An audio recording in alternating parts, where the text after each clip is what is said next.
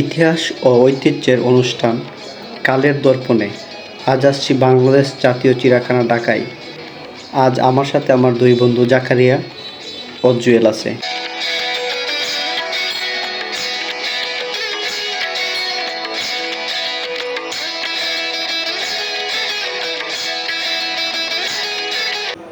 চলুন দেখে নেওয়া যাক বাংলাদেশ জাতীয় চিড়িয়াখানার ইতিহাস।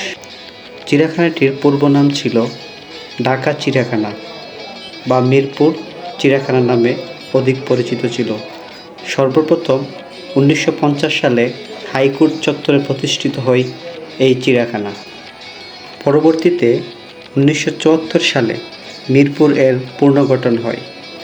বছরে প্রায় 30 লক্ষ দর্শনার্থী জাতীয় চিড়িয়াখানা পরিদর্শন করে থাকে।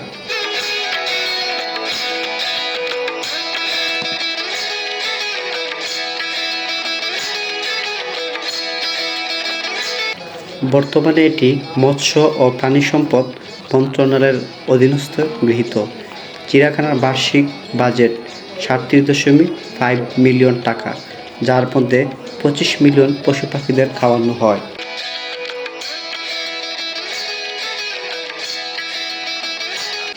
উইকিপিডিয়ার তথ্য মতে এই চিড়িয়াখানায় মোট প্রাণীর সংখ্যা 4,972টি এবং এর আয়তন 186 একর।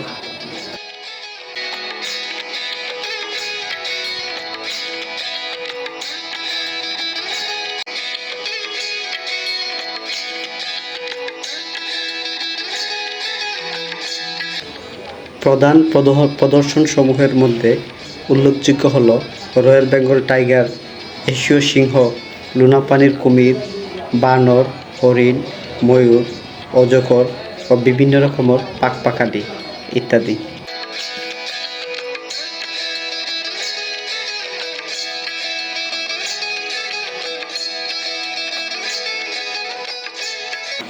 সবথেকে আকর্ষণীয় দিক ছিল সিংহের গর্জন।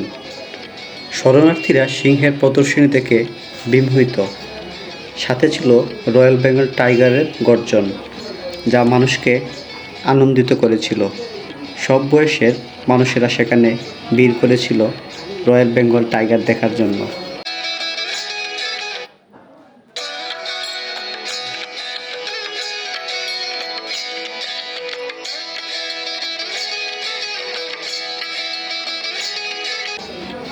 বাঘের নানান অঙ্গভঙ্গি দেখে শিশুরা ভয় পেলেও তারা সবাই আনন্দিত আত্মহারা ছিল।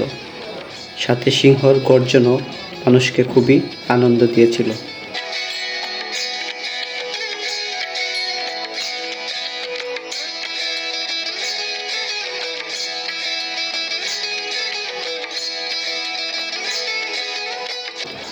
হাজার বর্ণের ও রঙের পাখির দেখা মেলে এই জাতীয় চিড়িয়াখানায়। দেশি বিদেশি কয়েকশত প্রজাতির পাখি দেখা যায় এই জাতীয় চিড়িয়াখানায়। এসব পাখির কিচিরমিচির মনকে সতেজ করে তোলে।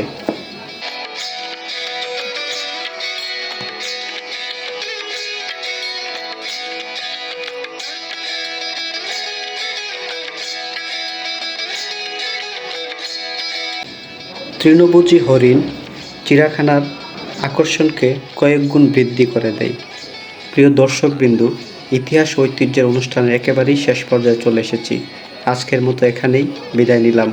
দেখা হবে কালের দর্পণ এপিসোডের অন্য অনুষ্ঠানে। সুস্থ থাকুন, ভালো থাকুন। আল্লাহ হাফেজ।